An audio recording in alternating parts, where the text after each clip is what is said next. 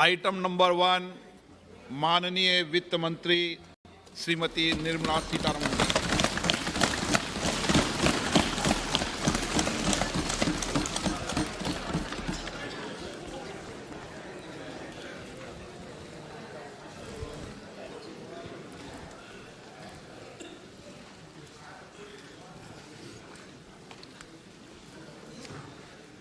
Honorable Speaker, I present the budget for 2023-2024. This is the first budget in Amrit Kal.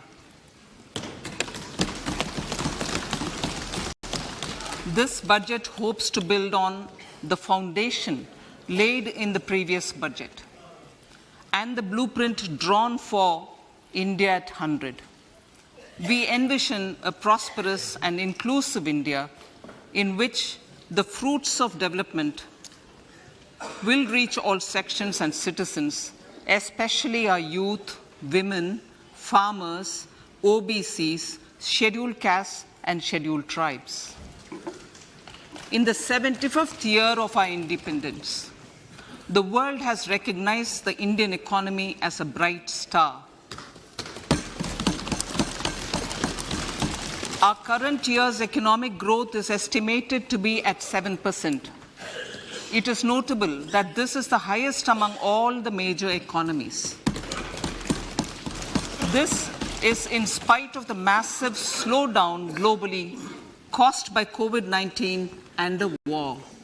The Indian economy is therefore on the right track and despite a time of challenges, heading towards a bright future.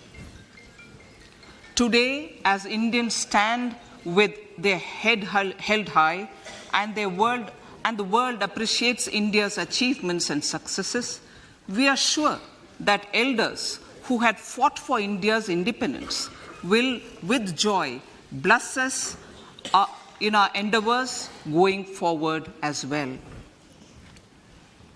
Our focus on wide-ranging reforms and sound policies implemented through Sabka Prayas, resulting in Jan Bhagidari and targeted support to those in need, helped us perform well in trying times.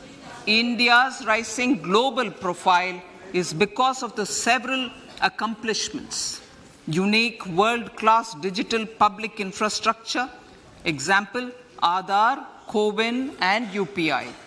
COVID vaccination drive in unparalleled scale and speed, proactive role in frontier areas such as achieving the climate-related goals, Mission Life, and National Hydrogen Mission. During the COVID-19 pandemic, we ensured that no one goes to bed hungry with a scheme to supply free food grains to over 80 crore persons for 28 months. Continuing our commitment to ensure food and nutritional security, we are implementing from 1st January 2023 a scheme to supply free food grain to all Antyodaya and priority households for the next 1 year.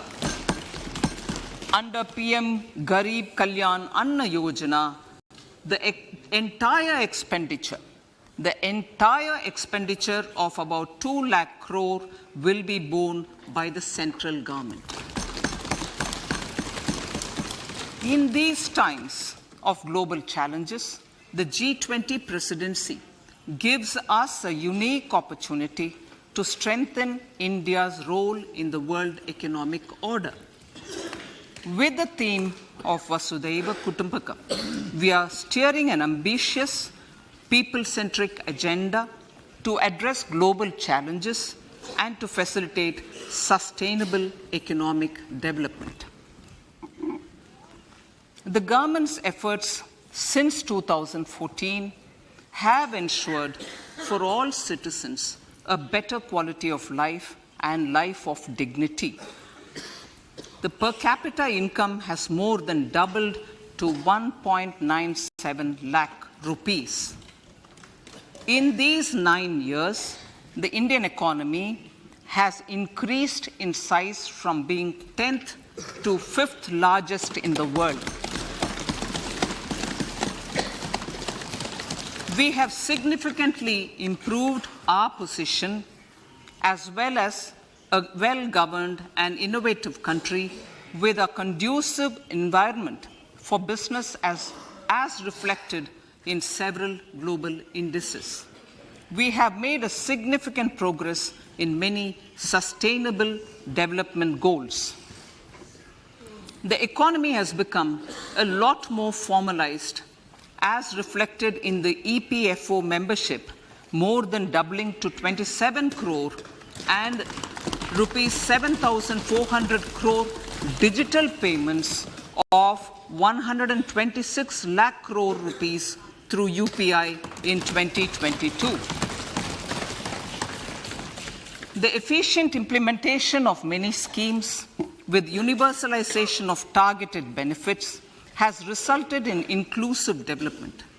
Some of the schemes are 11.7 crore household toilets under Swachh Bharat mission, which is achieved, 9.6 crore LPG connections under Ujjwala, 220 crore COVID vaccination of 102 crore persons, 47.8 crore PM Jan Dhan bank accounts, insurance cover for 44.6 crore persons under PM Suraksha Bima and PM Jeevan Jyoti Yojana, and cash transfer of 2.2 lakh crores of rupees to 11.4 crore to over 11.4 crore farmers under PM Kisan Samman Nidhi. Our vision for the Amritkal includes technology-driven and knowledge-based economy with strong public finances and a robust financial sector. To achieve this, Jan Bhagidari through Sabka Saath, Sabka Prayas is essential. The economic agenda for achieving this vision focuses on three things.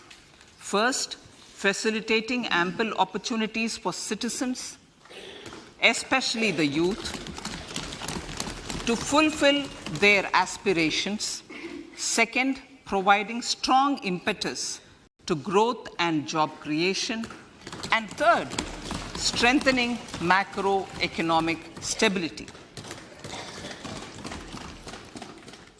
To service these focus areas in our journey to India at 100, we believe that the following 4 opportunities can be transformative during Amritkal. Economic empowerment of women.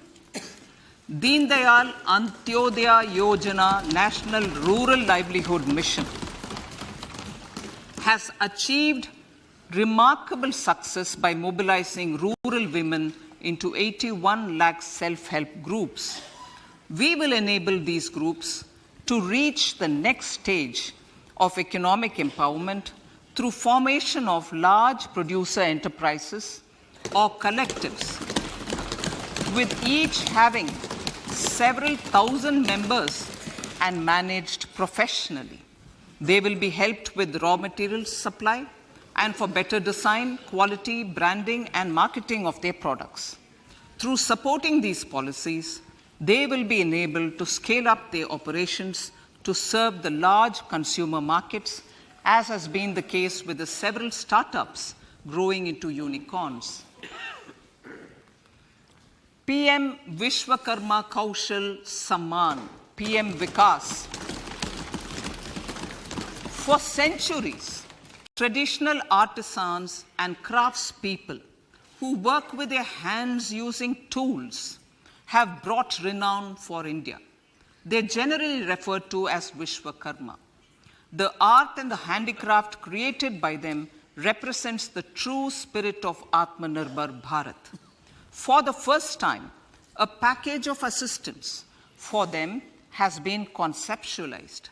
The new scheme will enable them to improve the quality, scale, and reach of their products integrating them with the MSME value chain.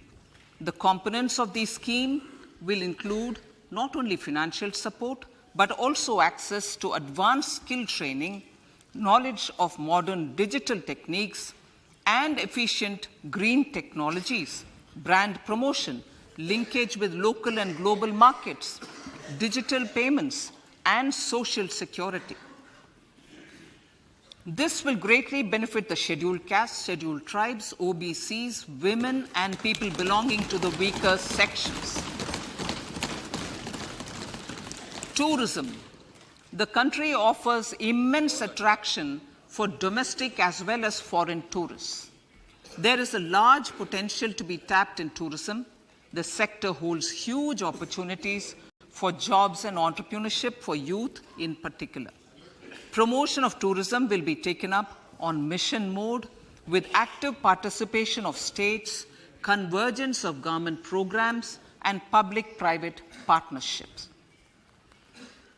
Green growth. We are implementing many programs for green fuel, green energy, green farming, green mobility, green buildings, and green equipment, and policies for efficient use of energy across various economic sectors. These green growth efforts help in reducing carbon intensity of the economy and provides for large-scale green job opportunities.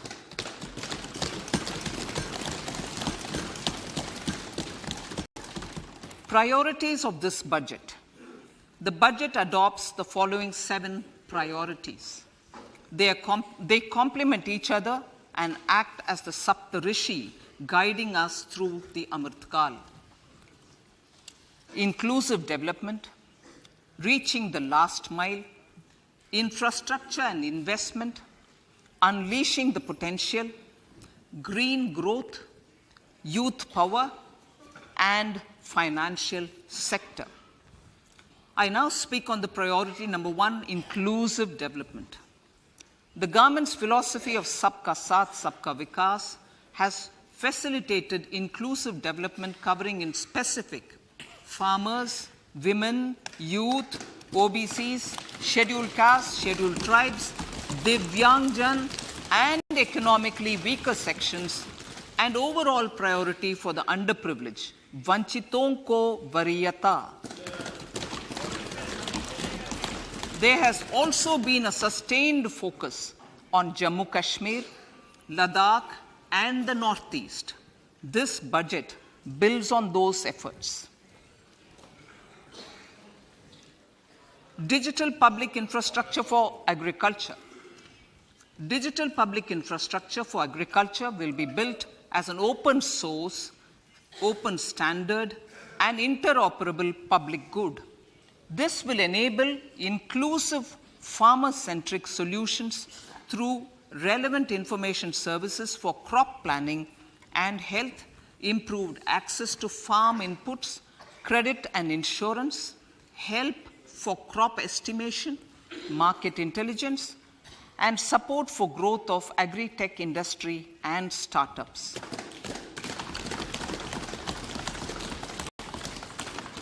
An agriculture accelerator fund. An agriculture accelerator fund will be set up to encourage agri-startups by young entrepreneurs in rural areas. The fund will aim at bringing innovative and affordable solutions for challenges faced by farmers. It will also bring in modern technologies to transform agricultural practices, increase productivity and profitability. To enhance the productivity of extra long staple cotton, we will adopt a cluster-based and value chain approach through public-private partnerships. This will mean collaboration between farmers, state, and industry for input supplies, extension services, and market linkages. We will launch an Atmanirbhar Clean Plant program to boost availability of disease-free, quality planting material for high-value horticultural crops at an outlay of 2,200 crores. Global hub for millets which are Sri Anna. India is the forefront.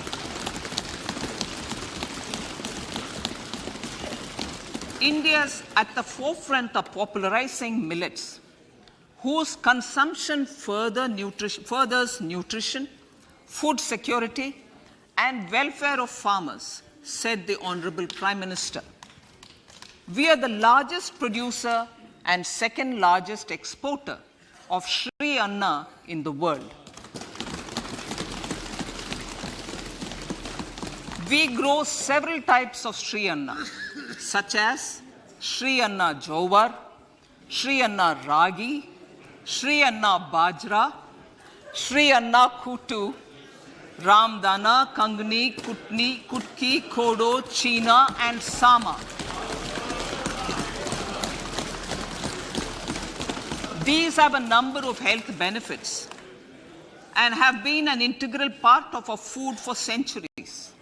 I acknowledge with pride the huge service done by small farmers in contributing to the health of fellow citizens by growing these Sri Anna. Now, to make India a global hub for Sri Anna, the Indian Institute of Millet Research, ideally Indian Institute of the Sri Anna Research, Hyderabad, will be supported as the center of excellence for sharing best practices, research, and technologies at the international level. The agricultural credit target will be increased to 20 lakh crores with focus on animal husbandry, dairy, and fisheries. We will launch a new sub-scheme of PM Matsya Sampada Yojana, which is an existing scheme, but we'll launch a new sub-scheme with targeted investment of 6,000 crores to further enable activities of fishermen, fish vendors, and micro and small entrepreneurs, improve value chain efficiencies, and expand the market. For farmers, especially small and marginal farmers and other marginalized sections, the government is promoting cooperative-based economic development model. A new Ministry of Cooperation was formed with a mandate to realize the vision of Sahkar Se Samriddhi. To realize this vision, the government has already initiated computerization of 63,000 primary agricultural credit societies with an investment of 2,516 crores. In consultation with all the stakeholders and the states, model bylaws for PACS were formulated, enabling them to become multi-purpose PACS. A national cooperative database is being prepared for countrywide mapping of cooperative societies. With this backdrop, we will implement a plan to set up massive decentralized storage capacity.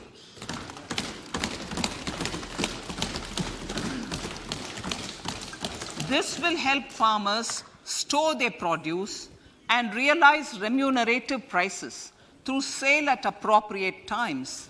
The government will also facilitate setting up of a large number of multi-purpose cooperative societies, primary fisheries societies, and dairy cooperative societies in uncovered panchayat and villages in the next 5 years.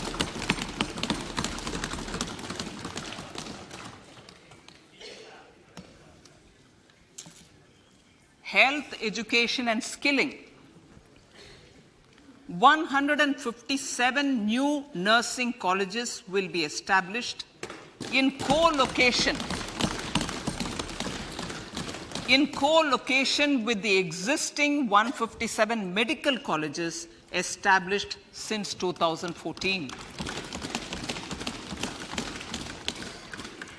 A mission to eliminate sickle cell anemia by 2047 will be launched.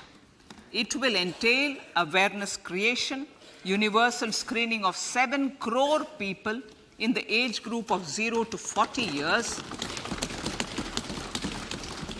in affected tribal areas and counseling through collaborative efforts of central ministries and state governments.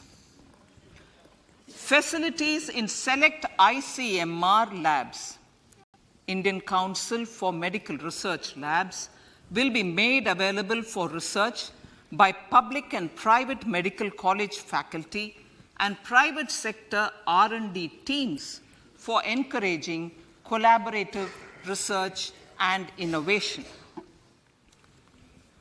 A new program to promote research and innovation in pharmaceuticals will be taken up through centers of excellence. We shall also encourage industry to invest in research and development in specific priority areas. Dedicated multidisciplinary courses for medical devices will be supported in existing institutions to ensure availability of skilled manpower for futuristic medical technologies, high-end manufacturing, and research. Teachers' training. Teachers' training will be re-envisioned through innovative pedagogy, curriculum transaction, continuous professional development, dipstick surveys, and ICT implementation. The District Institute of Education and Training will be developed as vibrant institutes of excellence for this purpose.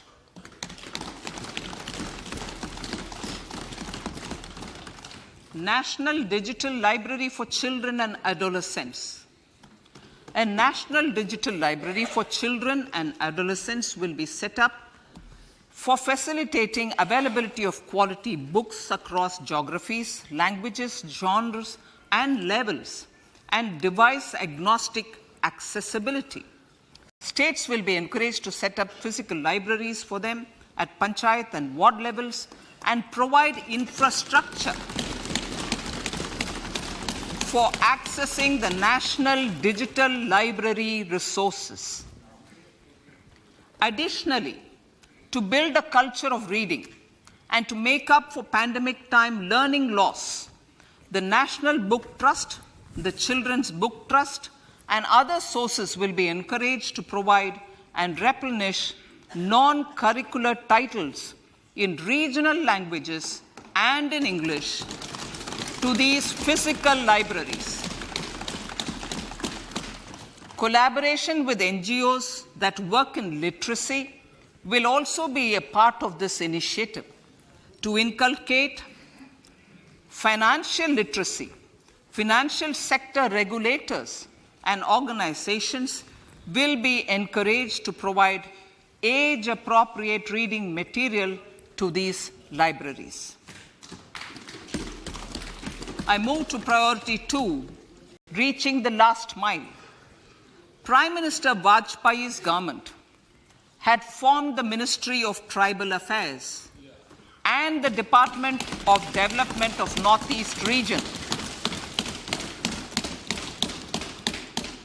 to provide a sharper focus to the objective of reaching the last mile.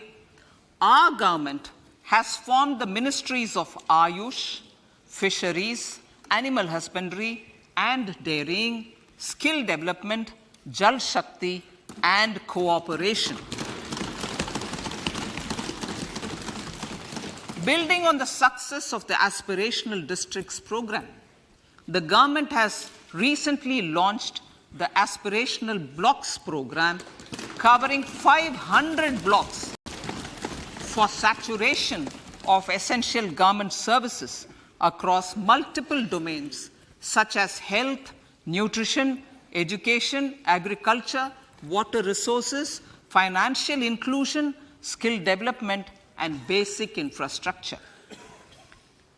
Manya Speaker, sir, Pradhan Mantri PVTG, which is Primitive Vulnerable Tribal Groups, development mission is being launched. To improve socio-economic conditions of the particularly vulnerable tribal groups, the PVTGs as we refer them to, Pradhan Mantri PVTG Development Mission will be launched.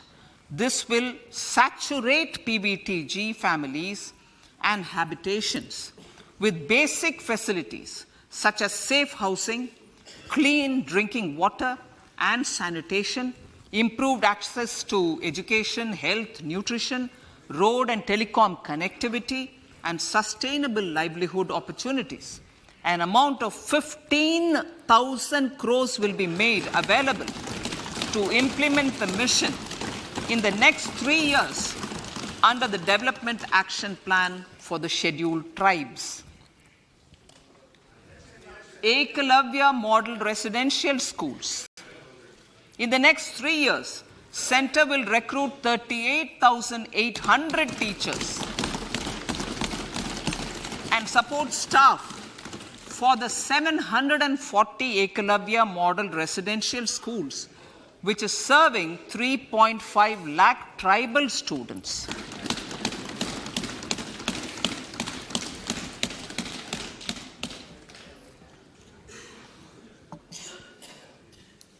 In the drought-prone central regions of Karnataka, central assistance of 5,300 crore will be given to Upper Bhadra project to provide sustainable micro-irrigation and filling up of surface tanks for drinking water. PM Awas Yojana. The outlay for PM Awas Yojana is being enhanced by 66% to over 79,000 crores. Bharat Shared Repository of Inscriptions will be set up in a digital epigraphy museum with digitization of 1 lakh ancient inscriptions in the first stage. Support for poor prisoners. For poor persons who are in prisons and unable to afford the penalty or the bail amount, required financial support will be provided.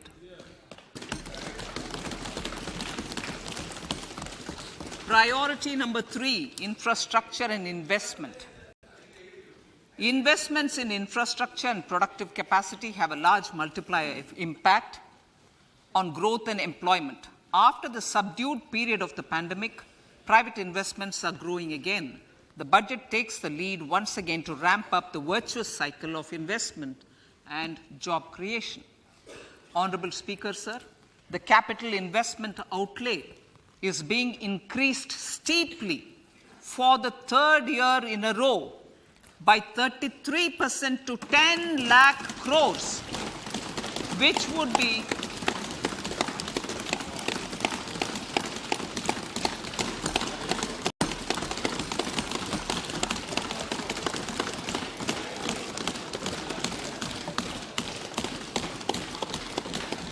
which would be 3.3% of GDP.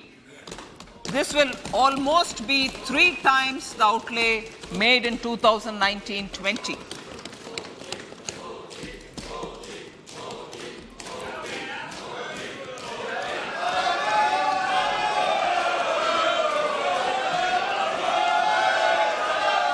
This substantial increase in recent years is central to the government's efforts to enhance growth potential and job creation, crowd in private investments, and provide a cushion against global headwinds.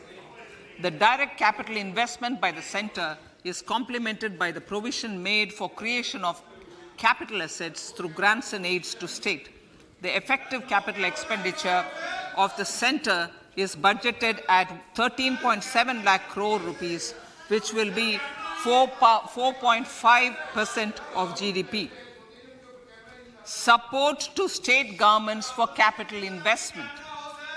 I have decided to continue the 50-year interest-free loan to state governments for 1 more year to spur investment in infrastructure and to incentivize them for complementary policies actions with a significantly enhanced outlay of 1.3 lakh crores.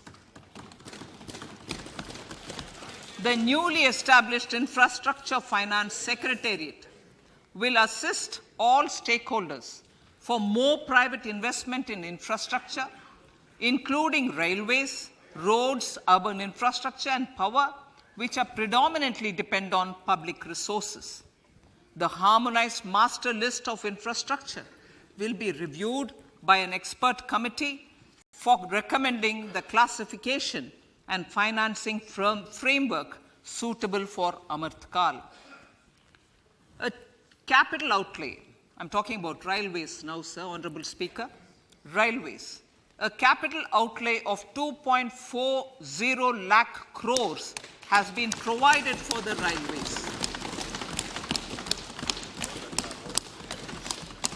This is the highest ever outlay this highest ever outlay is about 9 times the outlay made in 2013-14. 100 critical transport infrastructure projects for last and first mile connectivity for ports, coal, steel, fertilizer, and food grain sectors have been identified. They will be taken up on priority with investment of 75,000 crores, including 15,000 crore from private sources. 50 additional airports, heliports, water aerodromes, and advanced landing grounds will be revived for improving regional air connectivity.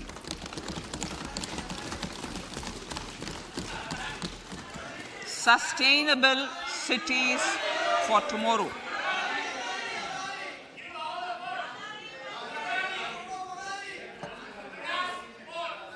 States and cities will be encouraged to undertake urban planning reforms and actions to transform our cities into sustainable cities of tomorrow. This means efficient use of land resources, adequate resources for urban infrastructure, transit-oriented development, enhanced availability and affordability of urban land, and opportunities for all. Through property tax governance reforms and ring-fencing user charges on urban infrastructure, cities will be incentivized to improve their creditworthiness for municipal bonds. Like the RIDF, an Urban Infrastructure Development Fund will be established through use of priority sector lending shortfall. This will be managed by the National Housing Bank and will be used by public agencies to create urban infrastructure in Tier 2 and Tier 3 cities. States will be encouraged to leverage resources from the grants of the 15th Finance Commission as well as existing schemes to adopt appropriate user charges while accessing the UIDF. We expect to make available 10,000 crore rupees per annum for this purpose. All cities and towns will be enabled for 100% mechanical desludging of septic tanks and sewers to transition from manhole to machine hole mode.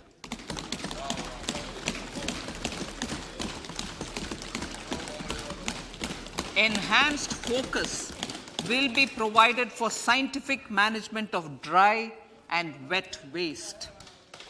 Honorable Speaker, sir, our Prime Minister had said, good governance is the key to a nation's progress. Our government is committed to providing a transparent and accountable administration which works for the betterment and welfare of common citizens. Mission Karma Yogi. Under Mission Karma Yogi, Center, states, and the union territories are making and implementing capacity building plans for civil servants. The government has also launched an integrated online training platform, I Got Karma Yogi, to provide continuous learning opportunities for lakhs of government employees to upgrade their skills and facilitate people-centric approach. Sir, for enhancing ease of doing business, more than 39,000 compliances have been reduced, and more than 3,400 legal provisions have been decriminalized. For furthering the trust-based governance, we have introduced the Jan Vishwas Bill to amend 42 central acts. This budget proposes a series of measures to unleash the potential of our economy. Centers of Excellence for Artificial Intelligence. For realizing the vision of Make AI in India and Make AI Work for India, 3 Centers of Excellence for Artificial Intelligence will be set up in top educational institutions. Leading industry players will partner in conducting interdisciplinary research, develop cutting-edge applications, and scalable problem solutions in the areas of agriculture, health, and sustainable cities. This will galvanize an effective AI ecosystem and nurture quality human resources in the field. National Data Governance Policy to unleash innovation and research by startups and academia. A national data governance policy will be brought out. This will enable access to anonymized data. The KYC process will be simplified, adopting a risk-based instead of one-size-fits-all approach. The financial sector regulators will also be encouraged to have a KYC system fully amenable to meet the needs of digital India. One-stop solution for identity and address updating. A one-stop solution for reconciliation and updating of identity and address of individuals maintained by various government agencies, regulators, and regulated entities will be established using DigiLocker service and Aadhaar as foundational identity. Speaker, sir, common business identifier. For the business establishments required to have a permanent account number, the PAN will be used as the common identifier for all digital systems of specified government agencies. This will bring ease of doing business, and it will be facilitated through a legal mandate.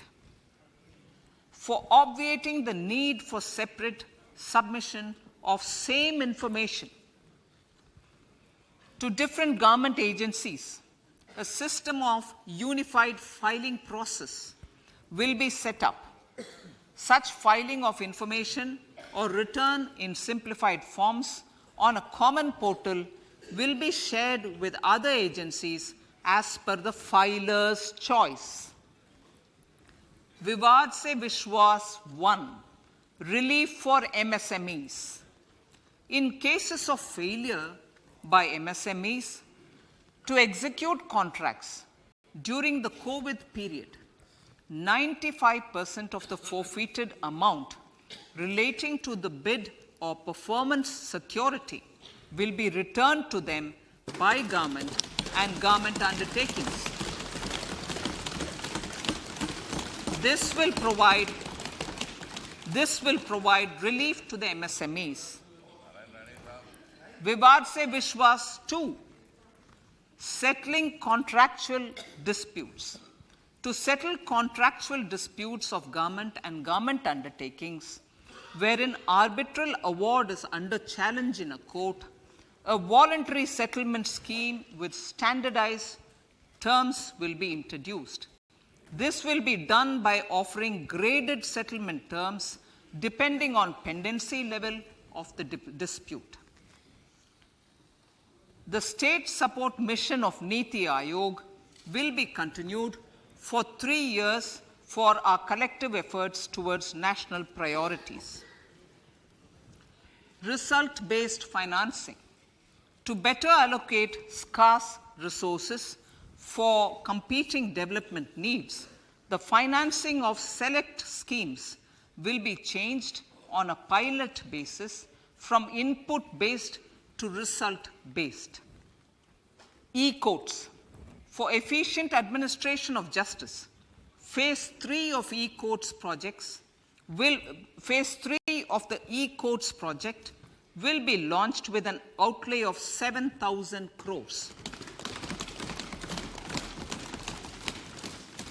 Fintech services in India have been facilitated by our digital public infrastructure, including Aadhaar, PM Jandan Yojana, Video, KYC, India Stack, and UPI.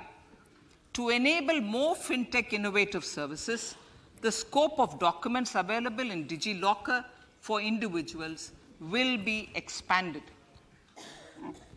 An entity DigiLocker will be set up for the use by MSMEs, large businesses, and also charitable trusts. This will be towards storing and sharing documents online securely whenever needed with various authorities, regulators, banks, and other business entities. 5G services. 100 labs for developing applications using 5G services will be set up in engineering institutions.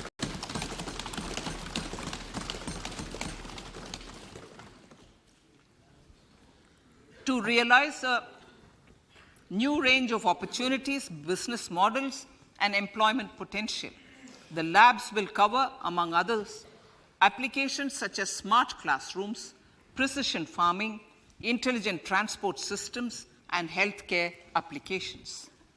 Lab-grown diamonds.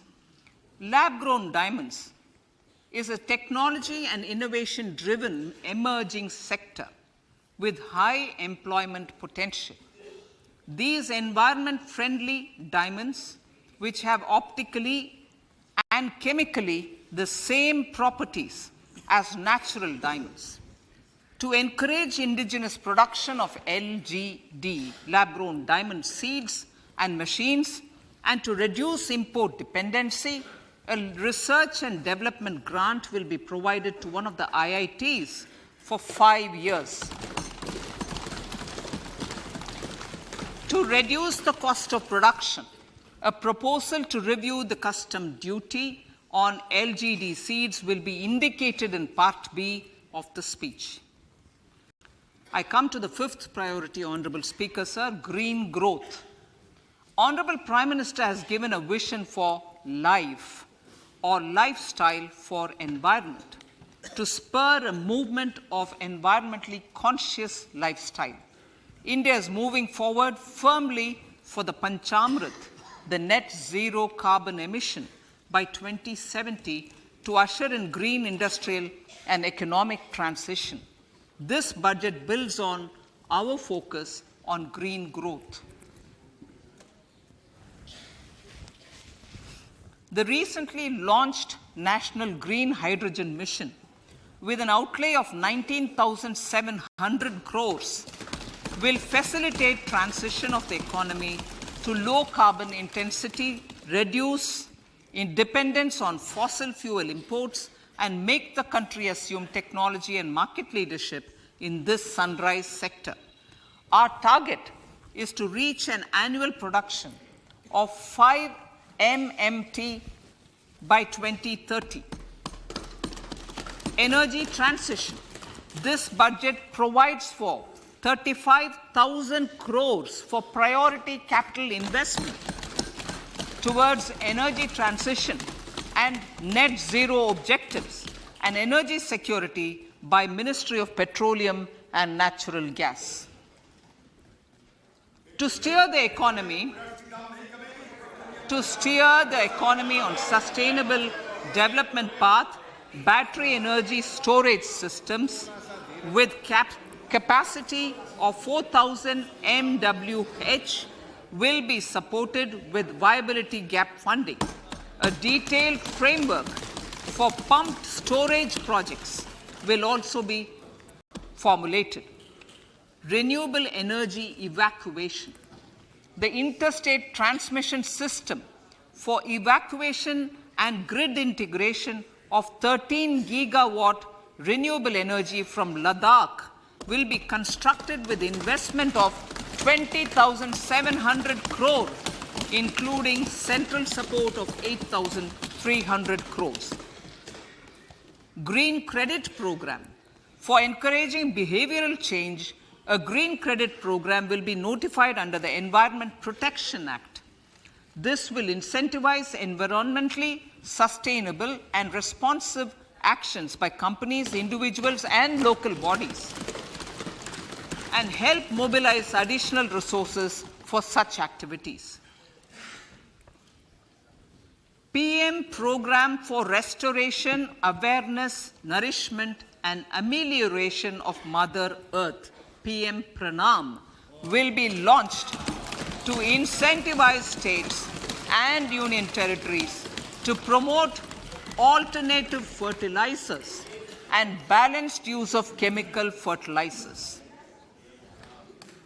Go Bardhan Scheme. 500 new waste to wealth plants under Go Bardhan, galvanizing organic bio-agro resources done. Go Bardhan scheme will be established for promoting circular economy. These will include 200 compressed biogas plants, including 75 plants in urban areas, and 300 community or cluster-based plants at a total investment of 10,000 crores. I will refer to this in Part B also. In due course, a 5% CBG mandate will be introduced for all organizations marketing natural and biogas. For collection of biomass and distribution of biomanure, appropriate fiscal support will also be provided. Bharatiya Prakritik Kheti Bio Input Resource Centers. Over the next 3 years, we will facilitate 1 crore farmers to adopt natural farming. For this, Honorable Speaker, 10,000 bio input resource centers will be set up, creating a national level distributed micro fertilizer and pesticide manufacturing network. Mishti.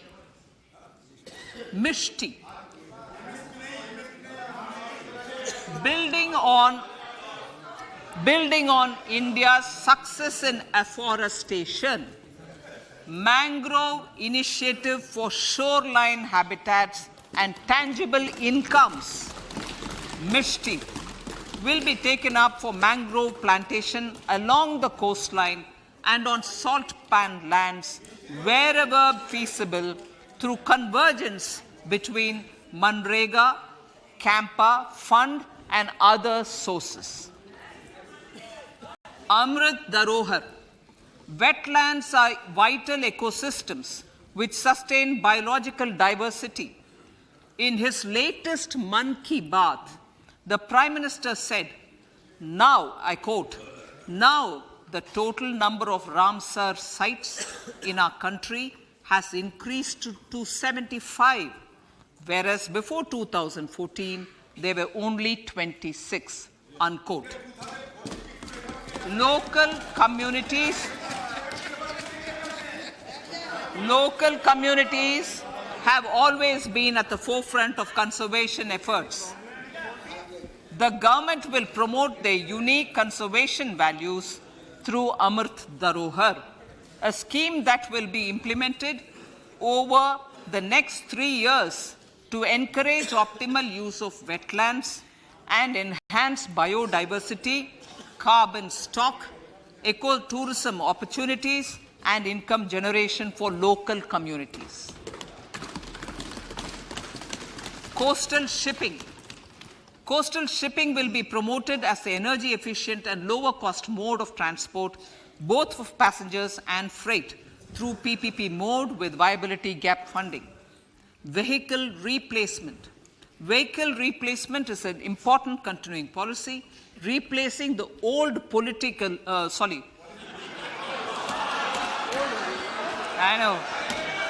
replacing, absolutely, thank you. Replacing old polluting vehicles. Maybe applicable, right? Replacing old polluting vehicles is an important part of greening our economy. In furtherance of the vehicle scrapping policy mentioned in Budget 21-22, I have allocated adequate funds to scrap old vehicles of the central government. States will also be supported in replacing old vehicles and old state ambulances. Honorable Speaker, sir, I move to priority 6, youth power. To empower our youth and help the Amrit PD realize their dreams, we have formulated the national education policy, which is very wide in its scope, but one of the things is also to focus on skilling, adopted economic policies that facilitate job creation at scale and have supported business opportunities. Pradhan Mantri Kaushal Vikas Yojana.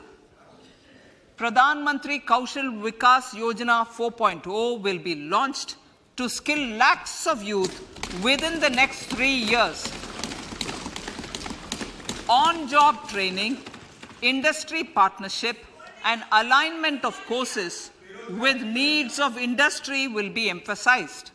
The scheme will also cover new age courses for Industry 4.0 like coding, AI, robotics, mechatronics, IoT, 3D printing, drones, and other soft skills.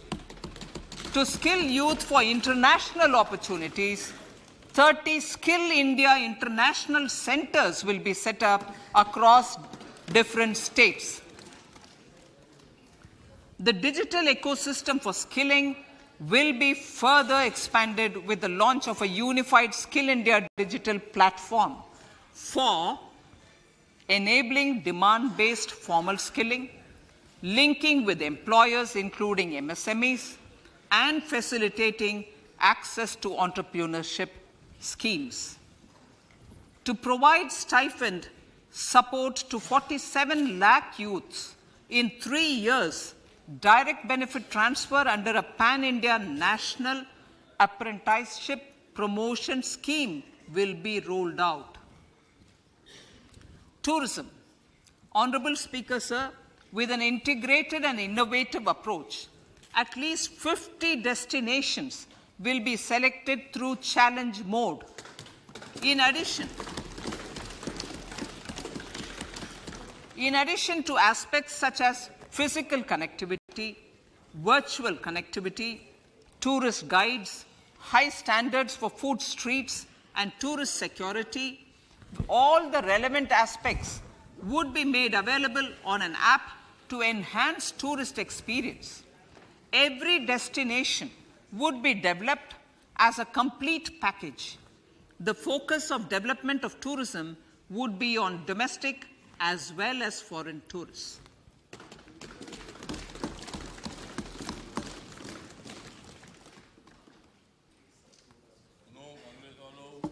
Sector-specific skilling and entrepreneurship development will be dovetailed to achieve the objectives of Dekho Apna Desh initiative. This was launched as an appeal by the Honorable Prime Minister to the middle class to prefer domestic tourism over international tourism. The integrated development of theme-based tourist circuits, the Swadesh Darshan scheme, was also launched. under the Vibrant Villages program, tourism infrastructure and amenities will be facilitated in border villages. Unity Mall. States will be encouraged to set up a Unity Mall in their state capital or most prominent tourism center or the financial capital for promotion and sale of their one district, one product and GI products and other handicraft products, and for providing space for such products of all other states as well. Sir, priority number 7, financial sector. Our reforms in the financial sector and innovative use of technology have led to financial inclusion at scale, better and faster service delivery, ease of access to credit, and participation in financial markets. This budget proposes to further these measures. Credit guarantee for MSMEs. Last year, I proposed revamping of the credit guarantee scheme for the MSMEs. I am happy to announce that the revamped scheme will take effect from 1st April 2023 through infusion of 9,000 crores in the corpus. This will enable additional collateral-free guaranteed credit of 2 lakh crores of rupees. Further, the cost of credit will be reduced by about 1%.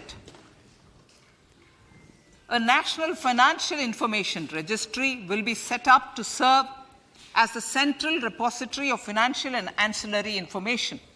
This will facilitate efficient flow of credit, promote financial inclusion, and foster financial stability. A new legislative framework will govern this credit public infrastructure and will be designed in consultation with the RBI. To meet the needs of Amritkal and to facilitate optimum regulation in the financial sector, public consultation, as necessary and feasible, will be brought to the process of regulation making and issuing subsidiary directions. To simplify, to ease, and to reduce cost of compliance, financial sector regulators will be requested to carry out a comprehensive review of existing regulations. For this, they will consider suggestions from public and regulated entities. Time limits to decide the application under various regulations will also be laid down. Honorable Speaker, sir, to enhance business activities in GIFT IFSC, the following measures will be taken. Delegating powers under the SEZ Act to the IFSCA to avoid dual regulation.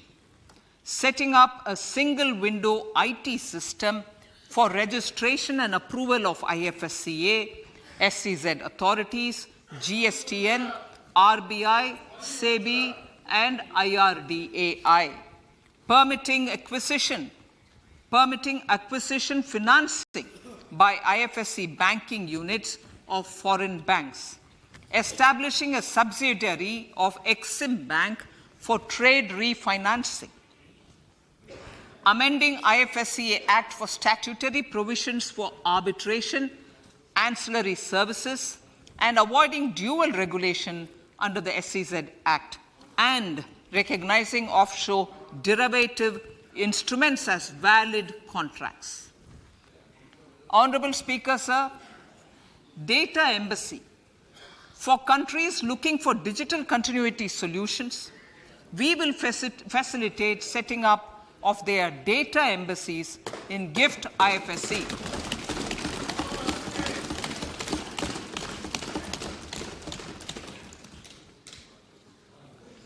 Improving governance and investor protection in banking sector. To improve bank governance and enhance investors' protection, certain amendments to the Banking Regulation Act, the Banking Companies Act, and the Reserve Bank of India Act are being proposed. Capacity building in securities market. Honorable Speaker, sir, to build capacity of functionaries and professionals in the securities market, SEBI will be empowered to develop, regulate, maintain, and enforce norms and standards for education in the National Institute of Securities Markets and to recognize award of degrees, diplomas, and certificates. A central processing center will be set up for faster response to companies through centralized handling of various forms filed with field officers under the Companies Act. Reclaiming of shares and dividends. For investors to reclaim unclaimed shares and unpaid dividends from the Investor Education and Protection Fund Authority with ease, from the Investor Education and Protection Fund Authority with ease, an integrated IT portal will be established. Digital payments continue to find wide acceptance. In 2022, they show an increase of 76% in transaction and 91% in value. Fiscal support for this digital public infrastructure will continue in 2023-2024. Azadi Ka Amrit Mahotsav, Mahila Samman Bachat Patra. For commemorating Azadi Ka Amrit Mahotsav, a one-time new small savings scheme, Mahila Samman Savings Patra or Savings Certificate, Mahila Samman Savings Certificate will be made available for a 2-year period up to March 2025. This will offer deposit facility up to 2 lakh in the name of a woman or girls for a tenure of 2 years at fixed interest rate of 7.5% with partial withdrawal option. Senior citizens. The maximum deposit limit for senior citizens savings scheme will be enhanced from 15 lakh to 30 lakhs of rupees. The maximum deposit limit for monthly income account scheme will be enhanced from 4.5 lakh to 9 lakh for single account and from 9 lakh to 15 lakh for joint account. Honorable Speaker, sir, fiscal management. 50 years interest-free loan to states. The entire 50-year loan to states has to be spent on capital expenditure within 2023-24. Most of this will be at the discretion of the states, but a part will be conditional on states increasing their actual capital expenditure. Parts of the outlay will also be linked to or allocated for the following purposes: scrapping old government vehicles, urban planning reforms and actions, financing reforms in urban local bodies to make them credit-worthy for municipal bonds, housing for police personnel above or as part of the police station, constructing unity malls, children and adolescent libraries and digital infrastructure, and state share of capital expenditure of central schemes. Honorable Speaker, sir, fiscal deficit of states. States will be allowed a fiscal deficit of 3.5% of GSDP, of which 0.5% will be tied to power sector reforms. Revised estimates 2022 to 2023. The revised estimate, Honorable Speaker, sir, of the total receipts other than borrowing is 24.3 lakh crores, of which the net tax receipts are 20.9 lakh crores. The revised estimate of the total expenditure is 41.9 lakh crores of rupees, of which the capital expenditure is about 7.3 lakh crores. The revised estimate of the fiscal deficit is 6.4% of GDP, adhering to the budget estimate. So budget estimates of 2023-24. Coming to 2023-24, the total receipts other than borrowings and the total expenditure are estimated at 27.2 lakh crores and 45 lakh crores respectively. The net tax receipts are estimated at 23.3 lakh crores. The fiscal deficit is estimated to be 5.9% of the GDP. In my budget speech for 21-22, I had announced that we plan to continue the path of fiscal consolidation, reaching a fiscal deficit of below 4.5% by 2025-26, with a fairly steady decline over the period. We have adhered to this path, and I reiterate my intention to bring the fiscal deficit below 4.5% of GDP by 2025-26. To finance the fiscal deficit in 2023-24, the net market borrowings from dated securities are estimated at 11.8 lakh crores. The balance financing is expected to come from small savings and other sources. The gross market borrowings are estimated at 15.43 lakh crores of rupees. Honorable Speaker, sir, I now move to Part B.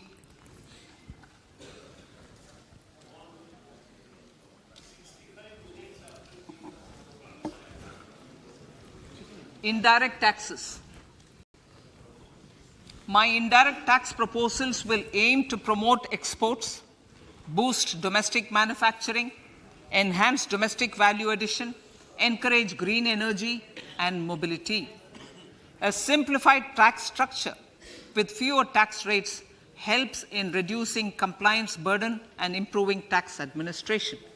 I propose to reduce the number of basic customs duty rates on goods other than textiles and agriculture from 21 to 13. As a result, there are minor changes in the basic custom duties, cesses and surcharges on some items including toys, bicycle, automobiles and naphtha. Green mobility. To avoid cascading of taxes on blended compressed natural gas, I propose to exempt excise duty on GST paid compressed biogas contained in it. To further provide impetus to green mobility, customs duty exemptions is being extended to import of capital goods and machinery required for manufacture of lithium-ion cells for batteries used in electrical vehicles as well. Electronics. As a result of various initiatives of the government, including phased manufacturing program, mobile phone production in India has increased from 5.8 crore units valued at about 18,900 crore in 2014-15 to 31 crore units valued at 2,75,000 crore in the last financial year. To further deepen domestic value addition in manufacturing of mobile phones, I propose to provide relief to customs duty. I propose to provide relief in customs duty on import of certain parts and inputs like camera lens and continue the concessional duty on lithium-ion cells for batteries for another year. Similarly, to promote value addition in manufacture of televisions, I propose to reduce the basic customs duty on parts of open cells of TV panels to 2.5%. Electrical. To rectify inversion of duty structure and encourage manufacturing of electric kitchen chimneys, the basic custom duty on electric kitchen chimney is being increased from 7.5% to 15%, and that on heat coils for these is proposed to be reduced from 20% to 15%. Chemicals and petrochemicals. Denatured ethyl alcohol is used in chemical industry. I propose to exempt basic customs duty on it. This will also support the ethanol blending program and facilitate an endeavor for energy transition. Basic customs duty is also being reduced on acid-grade fluorospar from 5% to 2.5% to make the domestic fluorochemicals industry competitive. Further, the basic customs duty on crude glycerin for use in manufacture of epichlorohydrin is proposed to be reduced from 7.5% to 2.5%.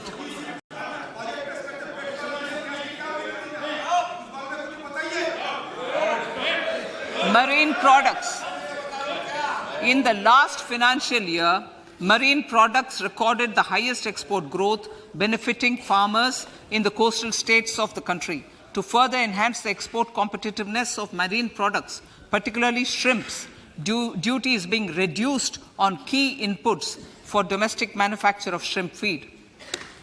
India is a global leader, as I said in Part A, in cutting and polishing of natural diamonds, contributing about 3/4 of the global turnover by value. With the depletion of deposits of natural diamonds, the industry is moving towards lab-grown diamonds, and it holds huge promise. To seize this opportunity, I propose to reduce the basic customs duty on seeds used in their manufacture. Customs duties on door or doré and bars of gold and platinum were increased earlier this fiscal. I propose to increase the duties on articles made therefrom to enhance the duty differential. I also propose to increase the import duty on silver doors, bars, and articles to align them with that on gold and platinum. To facilitate availability of raw materials for the steel sector, exemptions from basic custom duty on raw materials for manufacture of CRGO steel, ferrous scrap, and nickel cathode is being continued. Similarly, the concessional BCD of 2.5% on copper scrap is also being continued to ensure the availability of raw materials for secondary copper producers who are mainly in the MSME sectors. Compounded rubber. The basic custom duty rate on compounded rubber is being increased from 10% to 25% or 30 kg, whichever is lower, at par with that of natural rubber other than latex, to curb circumvention of duty. Cigarettes. National calamity contingent duty on specified cigarettes was last revised 3 years ago. This is proposed to be revised upwards by about 16%. Direct taxes. I now come to my direct tax proposals. Honorable Speaker, these proposals aim to maintain continuity and stability of taxation, further simplify and rationalize various provisions to reduce the compliance burden, promote the entrepreneurial spirit, and provide tax relief to citizens. It has been constant endeavor of the Income Tax Department to improve taxpayers' services by making compliance easy and smooth. Our taxpayers portal received a maximum of 72 lakh returns in a day, processed more than 6.5 crore returns this year. Average processing period reduced from 93 days in financial year 13-14 to 16 days only now. And 45% of the returns were processed within 24 hours. We intend to further improve this, roll out the next generation common IT return form for taxpayer convenience, and also plan to strengthen the grievance redressal mechanism. MSMEs and professionals. MSMEs are growth engines of our economy. Micro enterprises with turnover up to 2 crore of rupees and certain professionals with turnover of up to 50 lakh rupees can avail the benefit of presumptive taxation. I propose to provide enhanced limits of 3 crore and 75 lakh respectively to the taxpayers whose cash receipts are no more than 5%. Whose cash receipts are no more than 5%. Moreover, to support MSMEs in timely receipt of payments, I propose to allow deduction for expenditure incurred on payments made to them only when payment is actually made. Cooperation. Cooperation is a value to be cherished. In realizing our Prime Minister's goal for Sehkar Se Samriddhi and his resolve to connect the spirit of cooperation with the spirit of Amrit Kal, in addition to the measures proposed in Part A, I have a slew of proposals for the cooperation sector. First, new cooperatives that commence manufacturing activities till 2024, 31st March, shall get the benefit of a lower tax rate of 15%, as is presently available to new manufacturing companies. Secondly, I propose to provide an opportunity to sugar cooperatives to claim payments made to sugarcane farmers for the period prior to the assessment year 2016-17 as expenditure. This is expected to provide them a relief of almost 10,000 crores. Thirdly, I am providing a higher limit of 2 lakh per member for cash deposits to loans in cash by primary agricultural cooperative societies and primary cooperative agriculture and rural development banks. I repeat that.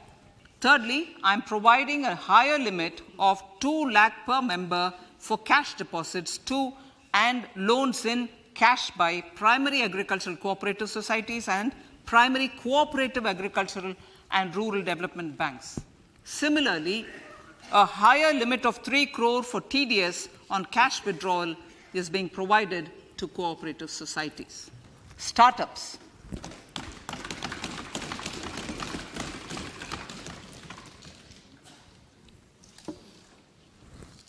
Entrepreneurship is vital for a country's economic development. We have taken a number of measures for startups and they have borne results. India is now the third largest ecosystem for startups globally and ranks second in innovation quality among middle-income countries. I propose to extend the date of incorporation for income tax benefits to startups from 31/3/2023 to 31/3/2024. I further propose to provide the benefit of carry forward of losses on change of shareholding of startups from 7 years of incorporation to 10 years.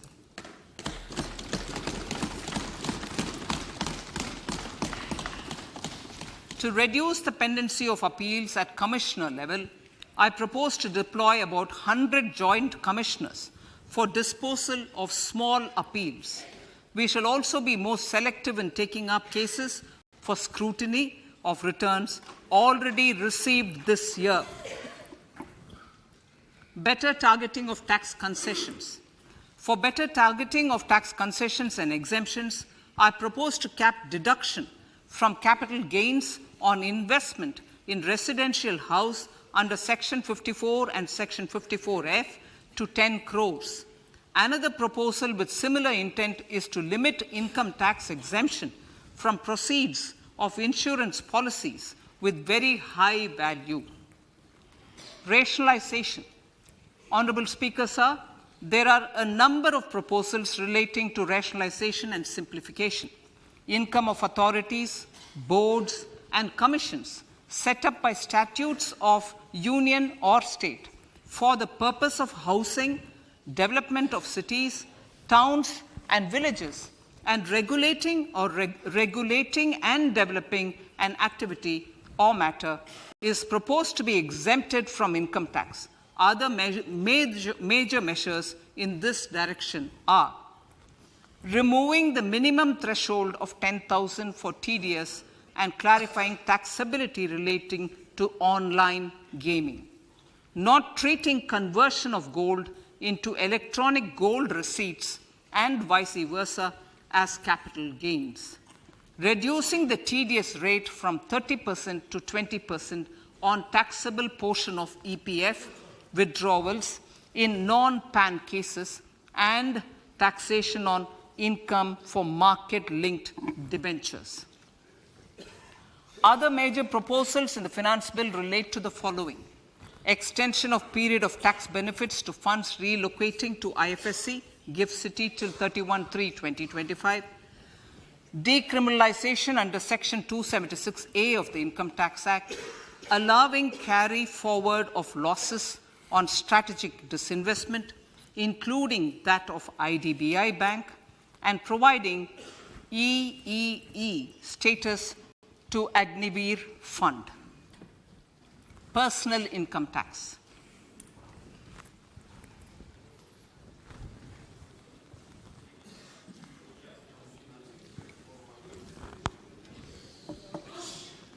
Now I come to what everyone is waiting for. Personal income tax. I have 5 major announcements to make in this regard. These primarily benefit our hard-working middle class. The first one concerns rebate. Currently, those with income up to 5 lakh do not pay any income tax in both old and new regimes. I propose to increase the rebate limit to 7 lakhs in the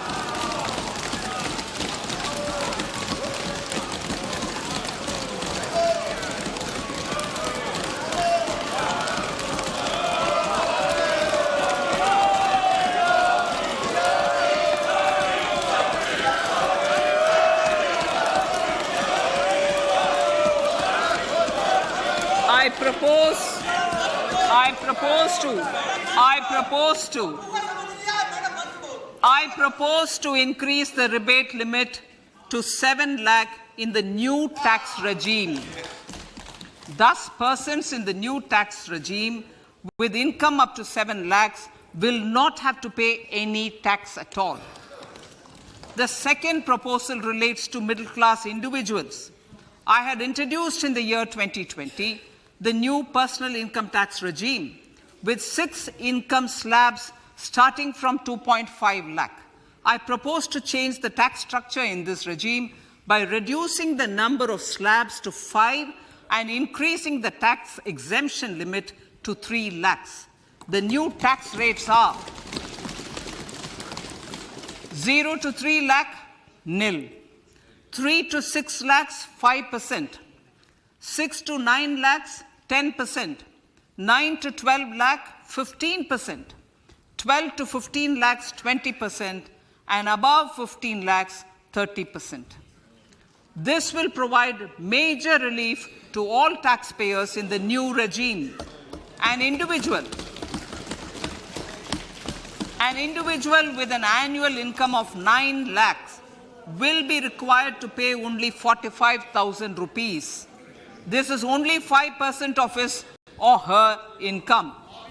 It is a reduction of 25% on what he or she is required to pay now. That is 60,000. So in the place of 60,000, it is now only 45,000. Similarly, an individual with an income of 15 lakh rupees would be required to pay only 1.5 lakh or 10% of his income or her income, a reduction of 20% from the existing liability of 1,87,500 rupees. My third proposal is for the salaried class and the pensioners, including family pensioners, for whom I propose to extend the benefit of standard deduction to the new tax regime. Each salaried person with an income of 15.5 lakh rupees or more will thus stand to benefit by 52,500 rupees. My fourth announcement in personal income tax is regarding the highest tax rate, which in our country is 42.74%. This is among the highest in the world. I propose to reduce the highest surcharge rate from 37% to 25% in the new tax regime.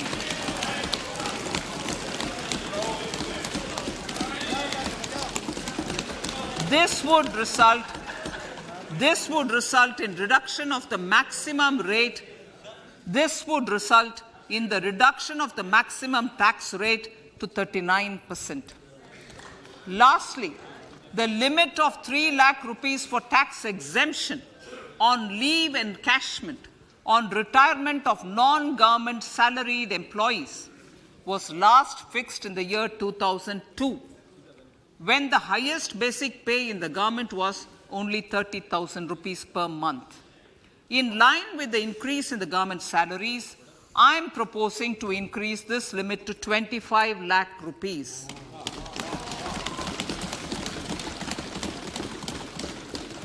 We are also making the new income tax regime as the default tax regime. However, citizens will continue to have the option to avail the benefit of the old tax regime. Apart from these, I am also making some other changes as given in the annexure. As a result of these proposals, revenue of about 38,000 crore to 37,000 crore in direct taxes and rupees 1,000 crore in indirect taxes will be foregone, while revenue of about 3,000 crore will be additionally mobilized. Thus, the total revenue foregone is about 35,000 crores annually. Honorable Speaker, sir, with these words, I commend the budget to this August House.